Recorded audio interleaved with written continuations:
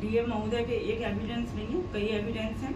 और ये यहाँ पे कॉकस है, भ्रष्टाचार का पूरा एक सिस्टम क्रिएट किया गया है उनके बाबुओं के माध्यम से, जिसमें उनके ओएसडी का सिर्फ यही काम है कि वो लोगों से, अधिकारियों से उगाही करें और सर तक उस उगाही करके पहुंचाई जाए।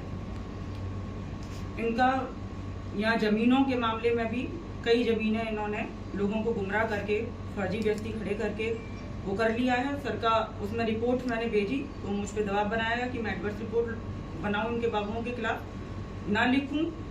ऐसा मेरे द्वारा नहीं किया गया। उसी से कुपित होकर सर के द्वारा और उत्पीड़न करना शुरू कर दिया गया।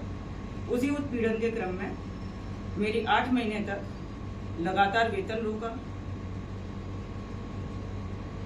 नैतिक अनैतिक डिमांड्स रखी, एडवर्स एंट्री की। दुनिया भर की ये सारे उत्पीड़न झेलने के बाद मुझे अपने बचाव में माननीय उच्च न्यायालय इलाहाबाद में रिट दाखिल करनी पड़ी। जैसे ही मैंने रिट दाखिल की, ये उससे और ज़्यादा कुपित हुए। इनके द्वारा मुझे कैंप कार्यालय बुलाया गया, वहाँ घंटों मुझे बिठाया गया। वहाँ 2 मजिस्ट्रेट और थे, चाहें तो आप उनकी भी बाइट लेके पूछ सकते हैं गवाह के तौर पे। और इनके द्वारा तमाम मेरे ऊपर दबाव बनाए गए, धमकी दी गई कि अगर मैंने रिट वापस नहीं ली तो तुम्हारा प्रशासनिक ट्रांसफर कर देंगे, तुम्हारी शासन में रिपोर्ट भेज देंगे। सर रोज मेरी जुडिशियल मैटर्स में जांच खुलवा ली जाती है, मेरा डिस्पोजल बाद में होता है, जांच पहले हो जाती है। उस जांच को एक मीडिया कर्मी है जो इनसे काफ़ी स्पॉन्सर्ड है, इनफैक्ट उसके द्वारा चलवाई जाती है। वो पायरेटेड वीडियोस भी चलाता है। लगातार 2 महीने से मैं पुलिस को उसके विषय में तहरीर दी, जिस पे कोई कार्रवाई नहीं हुई। पुलिस टीम के द्वारा भी बताया गया कि आपके वरिष्ठ जो आला अफसर हैं जिले के, वो नहीं चाहते इसमें कोई कार्रवाई हो, तो आज तक कोई इसमें कार्रवाई नहीं हुई। लेकिन कल जब इनको पता चला कि मेरे पास अब कोई दूसरा ऑप्शन नहीं बचा, क्योंकि माननीय हाईकोर्ट से ऊपर तो कुछ भी नहीं है, और उसके बाद भी अगर टॉर्चर हो रहा है, मैंने प्रेयर भी की थी वहाँ पर कि सर मेरे हितों की रक्षा करें, मुझे सुरक्षा मिले, मेरे साथ कुछ गलत व्यवहार ना हो। उसके बाद और ज़्यादा गलत व्यवहार हुआ तो मेरे पास ये अंतिम विकल्प था। ये लड़ाई उत्पीड़न, भ्रष्टाचार और सिद्धांतों की लड़ाई है। एक महिला मजिस्ट्रेट, एक ऑफिसर, उसकी मान सम्मान और मर्यादा की लड़ाई है। इनके द्वारा अभी भी मीडिया मैनेजमेंट किया जा रहा है। बोला जा रहा है कि एक ट्रांसफर मैंने किया है, उसकी वजह से ये हो रहा है। वो ट्रांसफर लेटर मैं आप लोगों को बता दूं, अभी तक या एसडीएम ऑफिस में चेक कर लें या मेरे ऑफिस में कहीं पर भी रिसीव नहीं हुआ है। इनकी अननेसेसरी डिमांड्स हैं जो कुछ पूरी कर दी गई और उससे ज्यादा पूरी करना मेरे बस में। मैडम आपके ही खिलाफ ऐसा क्यों किया जा रहा है? क्योंकि अधिकारी, जिलाधिकारी के अंडर में तो बहुत सारे अधिकारी हैं इस समय। वैसे तो लगभग सारे अधिकारी कुपित हैं। किसी को छुट्टी के नाम पर, किसी को स्पष्टीकरण के नाम पर, किसी को उगाही के नाम पर वहाँ तलब किया जाता है, जांचें की जाती हैं, लेकिन सबका अपना एक टेम्परामेंट होता है। मैं शायद ज़्यादा हर्ट हो गई, मेरे साथ इन्होंने कुछ ज़्यादा कर दिया। किस तरह की डिमांड रखते थे डीएम? मैडम ये आपने अपनी बाइट में 3 शब्द बोले, नैतिक, अनैतिक और अमर्यादित। किस तरह की इन चीजों के क्या मायने हैं? आपको सीधे सीधे डीएम रमेश रंजन पर आरोप लगा रही हैं, नैतिक, अनैतिक और अमर्यादित। जी, क्या मायने हैं? मैं फुल सेंस में लगा रही हूँ ये आरोप, और ये जांच का विषय है। मेरी माननीय योगी जी से निवेदन है कि वो इसमें निष्पक्ष जांच कराएं, स्पेशल एजेंसी से जांच कराएं, तो सारे तथ्य क्लियर हो जाएंगे। मैडम जमीन का मामला आप बता रही हैं कि जमीन के फर्जी बैनामा भी कराए इनके बाबू ने। हाँ, इस तरह की जमीन है। उसका प्रार्थना पत्र मेरे पास आया था और उसी से तो सर बहुत ही ज्यादा आहत हो गए, तो उसी के क्रम में और ज्यादा उत्पीड़न। कितने रुपए की ये जमीन होगी और किन किन का हिस्सा है इस जमीन में? इसमें सर के 3 बाबू हैं, उनकी तीनों की वाइफ हैं, उनकी भाइयों की वाइफ हैं, और मेरे पास पूरी पत्रावली है, मैंने उसको अच्छे से डिटेल में पढ़ा है और उसमें रिपोर्ट इन्होंने नहीं लगाने दी, लेकिन हाँ एक IGRS में मैंने उसकी रिपोर्ट जरूर लगाई। आपने एक मोबाइल की बात कही थी, वो क्या मोबाइल भी आपने दिया है। यही अनैतिक उत्पीड़न है, नैतिक अनैतिक यही उत्पीड़न है। एक मोबाइल की डिमांड की गई और वो वेरीफाई भी हो जाएगा क्योंकि इसको ये खुद ही यूज कर रहे हैं।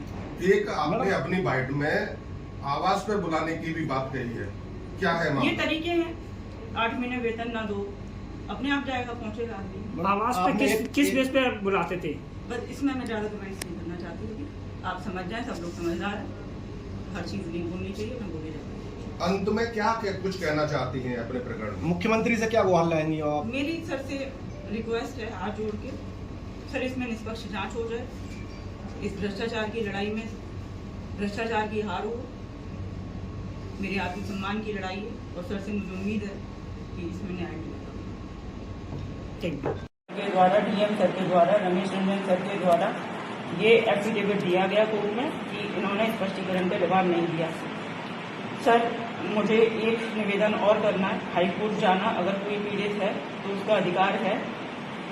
वहां जाने के बाद भी इन्होंने सैलरी तो दे दी, लेकिन मेरे जिले के एसडीएम सर हैं जो जिनकी पोस्टिंग शिकोहाबाद में थी, उनको बुलाया। एसडीएम मैम हैं जो अभी कलेक्टेड जो अटेस्ट हैं, विकल्प मैम, उनको बुलाया। और एक प्राइवेट व्यक्ति हैं यहाँ के, जाने माने परिचित हैं, उनको बुलाया उन तीनों के प्रेजेंस में। और ये ओएसडी महोदय शिलेंद्र, जिनका भ्रष्टाचार और दबदबा पूरे जनपद में चल रहा है और सारे काम इनके माध्यम से किए जा रहे हैं। मोबाइल भी इनके माध्यम से लिया गया था, आई वॉच भी इनके माध्यम से ली थी और तमाम चीजें हैं जो कहना ठीक नहीं है और ये भी नहीं कहना चाहिए था। लेकिन जब पराकाष्ठा के पार हो गई सारी चीजें, लिमिट क्रॉस हो चुकी है, मेरे पास कोई दूसरा ऑप्शन नहीं है, क्योंकि माननीय न्यायालय में जाने के बाद भी क्या ऑप्शन मेरे पास होगा, उसके बाद भी प्रताड़ना बंद नहीं हुई। उन चारों के प्रेजेंस में सर मुझे इनके द्वारा इनके चैम्बर में, कैंप हाउस में बुलाया गया, वहाँ 2 घंटे बंदी बना के रखा गया, मुझे फोर्स किया गया कि मैं अपनी रिट वापस ले लूँ। मैंने रिट वापस नहीं ली, उससे ये आज तक मुझसे बहुत ज्यादा नाराज है और उसके बाद इन्होंने मेरा उत्पीड़न पहले से भी ज्यादा शुरू कर दिया है।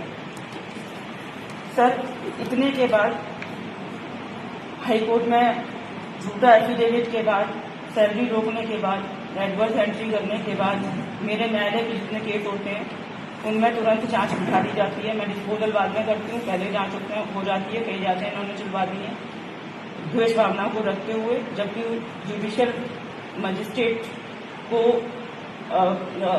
वो भी प्रोटेक्शन भी है एक्ट के अंदर।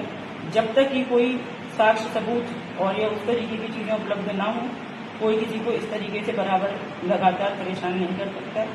सर मुझे बहुत खेद और दुखी मन से ये कहना पड़ रहा है कि ये सारे बदतमीजी की और हर चीज की रिकॉर्ड से ज्यादा हद पार हो चुकी है। इसके बाद भी इनका जब मन नहीं भरा कि उनके द्वारा और इनके बाबुओं के द्वारा मेरे पीछे एक ABP गंगा न्यूज चैनल है, उनके पत्रकार हैं नवजीत गुप्ता, एक नेशनल एक्सप्रेस रामपाल चौधरी और राजीव गौतम, ये इन तीनों पत्रकारों का एक गैंग है, उनके द्वारा लगातार वीडियो वायरल कराई जा रही हैं। और सर मैंने SHO टुंडला को एक तहरीर दी थी 22 दिन पहले हाईकोर्ट में, एडवोकेट से मैंने उनको एक नोटिस भी दिलवाया था, जिसका जवाब आज तक इनके द्वारा नहीं दिया गया। इनके द्वारा जारी रखा गया वीडियो वायरल करना और एक्सटॉर्शन करना, टॉर्चर करना, ब्लैकमेल करना। उससे कुपित होकर मैंने टुंडला थाने में एक तहरीर दी थी 25/3/2026 को। उसके बाद आज दिनांक तक 16 तारीख तक इनके द्वारा उस पर कोई कार्रवाई नहीं की गई है, जबकि नियमित 24 घंटे में FIR दर्ज हो जानी चाहिए। अगर विस्तृत जांच की जरूरत है तो CO सर से परमिशन लेके 14 दिन की, तो उतने दिन में भी की जा सकती है।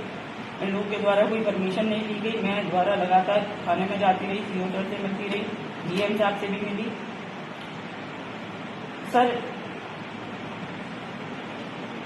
मुझे इतना ही कहने के लिए तो बहुत कुछ है, वो 5-10 मिनट में पॉसिबल नहीं है कि मैं इससे ज़्यादा कुछ कह पाऊँ। सर मेरी आखिरी उम्मीद है, मेरा आपसे विनम्र निवेदन है कि आपके प्रदेश में अगर महिलाओं के साथ, फीमेल मजिस्ट्रेट के साथ, पीसीएस ऑफिसर के साथ इतनी बदतमीजी, ये इस स्तर की, सिर्फ अपना पेट भरने के लिए, अपने भ्रष्टाचार के लिए, अपने बाबुओं को बचाने के लिए उनको खुली छूट दे रखी है। उनके माध्यम से सारा सिस्टम चलता है सर। कोई अधिकारी चैम्बर में घुस नहीं सकता। एडीएम सर, एसडीएम सर या कोई नीचे के स्तर के अधिकारियों की तो कोई वैल्यू है नहीं।